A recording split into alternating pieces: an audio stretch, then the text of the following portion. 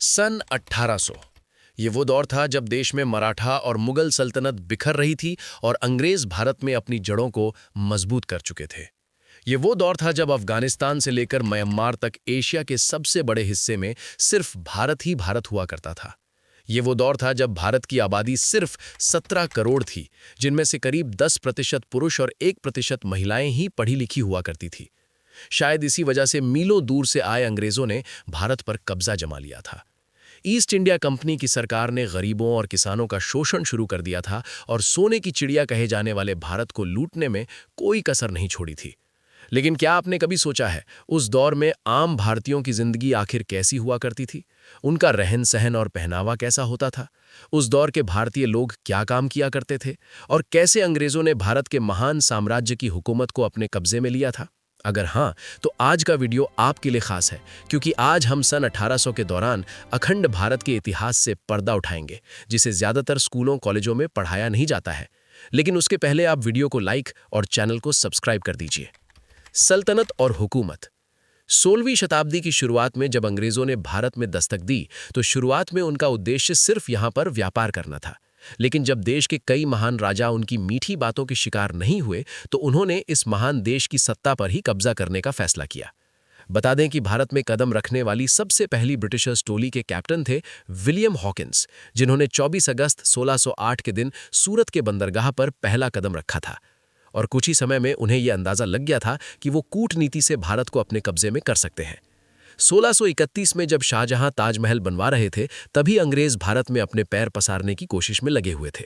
उस वक्त कुछ छोटे बड़े राजाओं के अलावा भारत में दो बड़े साम्राज्य की हुकूमत चलती थी, जिसमें पहला था औरंगजेब का मुगल एम्पायर और दूसरा था मराठा साम्राज्य। ये दोनों शक्तियां इतनी ताकतवर थीं कि इनके सामने अंग्रेज चाय कम पानी थे। मगर इनकी सबसे बड़ी कमजोरी थी एक दूसरे से नफरत, जो देख अंग्रेज एक तरफ इन दोनों सल्तनत के राजाओं के तलवे चाटते रहे और ये जताने की कोशिश करते रहे कि हम आपके साथ हैं, लेकिन दूसरी तरफ बड़ी चालाकी से कूटनीति करके इन दोनों साम्राज्य में कई लड़ाइयां करवाईं और खुद बाजी मारने के लिए सही मौके का इंतजार करते रहे।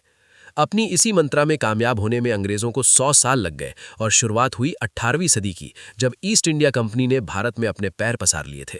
मुगलों की सल्तनत खत्म होने के कगार पर थी और मराठा साम्राज्य भी कई इलाके अंग्रेजों से हार चुका था।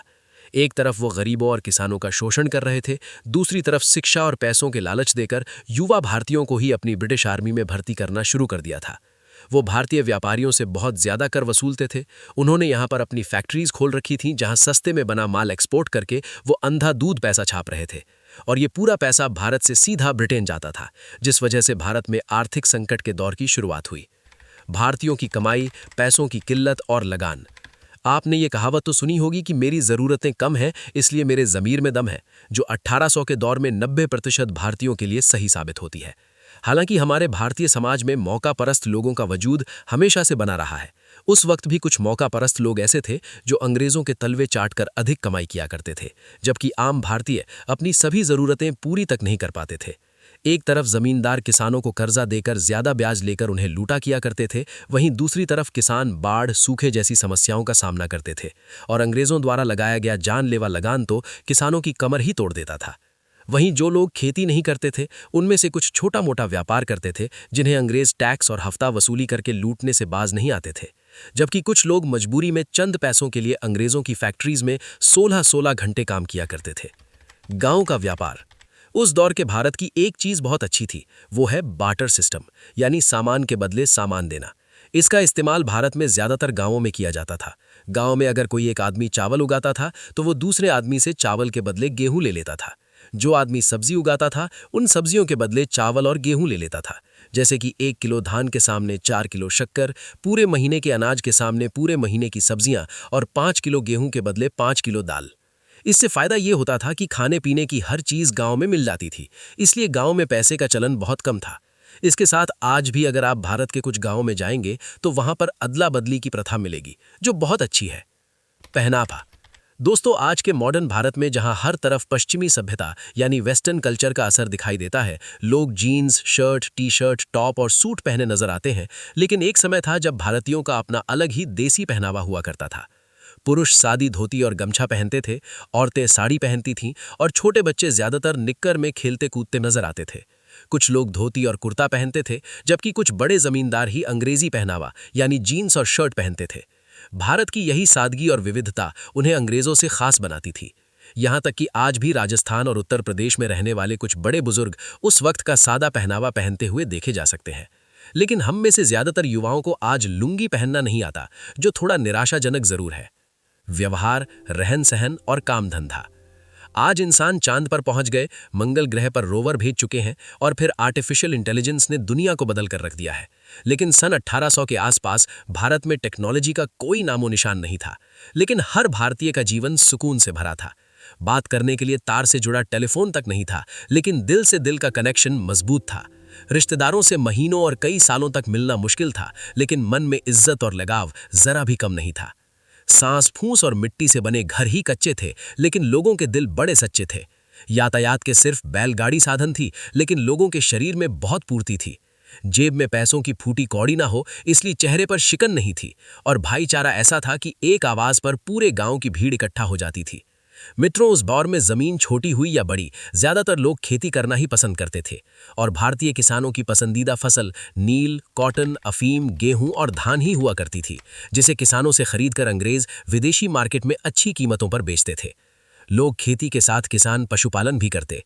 जो लोग खेती नहीं करते थे, वो अंग्रेजों की फैक्ट्रीज में काम किया करते।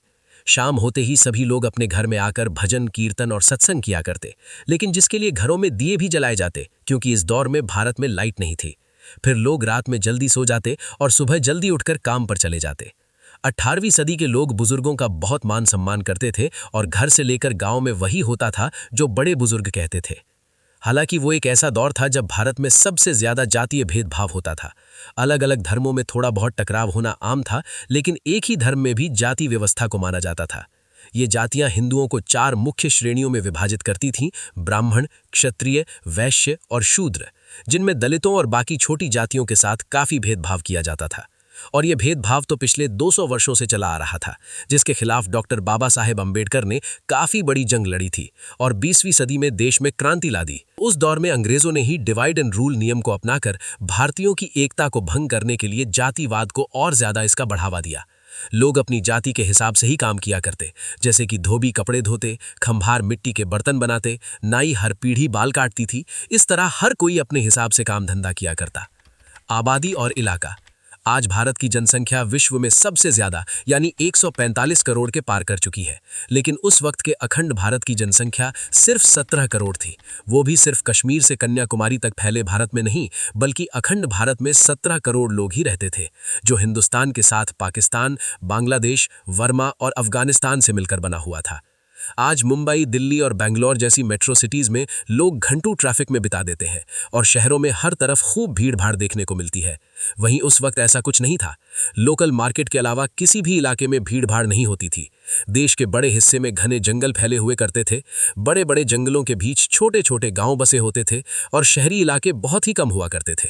इस वजह से भारत अनगिनत जंगली जानवरों का घर था, और इंसानों को हर समय इन जानवरों के हमले का डर सताता रहता था। लोग रात को सोने से पहले अपने घर में आग जलाते थे, ताकि अंधेरे से कोई भी जंगली जानवर आकर उन पर हमला न कर सके। हालांकि इन जंगली जानवरों की वजह से समग्र भारत में प्रदूषण का नामो निशान नहीं था।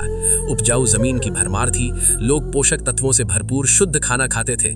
आज की तरह फलों और सब्जियों में केमिकल मिलाने का कोई सवाल नहीं था। सड़कों की हालत भले ही खस्ता थी, लेकिन लोगों की जिंदगी खुशहाल थी। उस वक्त के भारतीयों की औसत उम्र भी आज से काफी ज्यादा हुआ करती थी। शिक्षा और साक्षरता। अब बात करें पढ़ाई लिखाई की, तो आपको जानकर हैरानी होगी कि उस वक्त भारत में साक्षर लोगों की संख्या बहुत ही कम थी। देश में सिर्फ 10% पुरुष और 1% महिलाएं ही साक्षर थीं। हालांकि बिना पढ़ाई लिखाई के ही भारत में रहने वाले सभी लोग किसी न किसी काम में बहुत निपुण थे। कुल मिलाकर उस वक्त में भारत की कुछ चीजें बेहद अच्छी थीं, तो कुछ बहुत खराब। कहीं पर लोग बहुत खुश थे, तो कहीं बहुत दुखी। लेकिन भारत हो या दुनिया का कोई भी देश, सदियों से संतुलन बनाए रखने के लिए कुदरत यही नियम चलता आया है।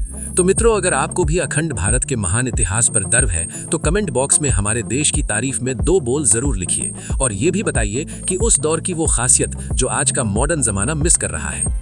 हमारी ये पेशकश पसंद आई हो तो वीडियो को लाइक और शेयर करके 1100 लाइक्स के लक्ष्य को हासिल करने में हमारी मदद कीजिए। और ऐसे ही दिल छू लेने वाले वीडियोस के लिए हमारे चैनल दी अनसीन भारत को सब्सक्राइब करके पास वाली घंटी जरूर बजा दीजिए। जय हिंद, जय भारत।